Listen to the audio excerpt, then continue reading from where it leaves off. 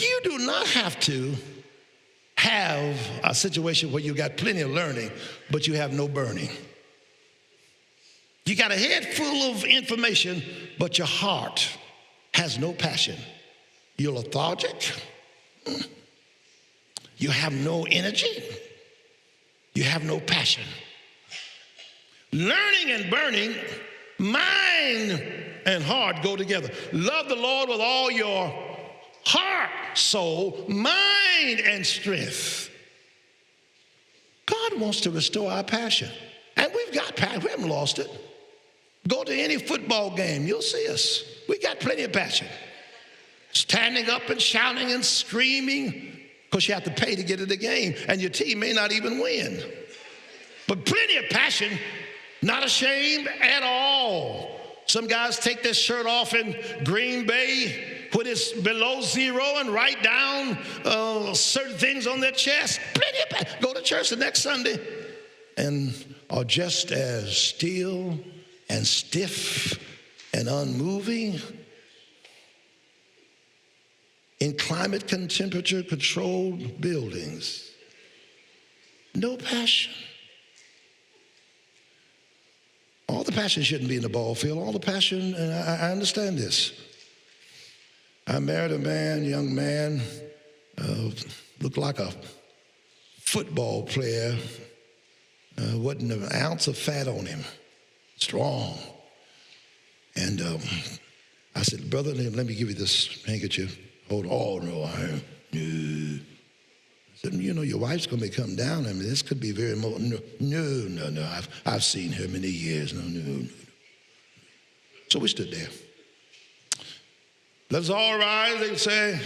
The bride enters as her father's taking her, and she starts coming down the aisle.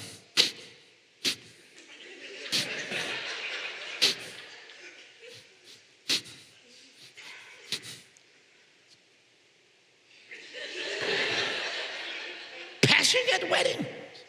When the baby is born, I don't care how strong and sophisticated you are. When you see your child emerge into this world, been waiting 9 months, been alive upon conception. And that boy, that man starts just losing. My son-in-law fainted when that baby was born. Passion. But then we get into the church, and we think that God wants spiritual sophistication. In Isaiah 6, in the year that King Uzziah died, I also saw the Lord. In verse 3 and following, the doorpost shook when the glory of the Lord was there. The doorposts that don't have any kind of testimony, hasn't been saved, but they shook. If the doorpost shakes, I ought to shake sometime. And we get concerned about, we don't want any fanatics in our church. But it is easier to cool off a fanatic than to warm up a corpse. God wants to move.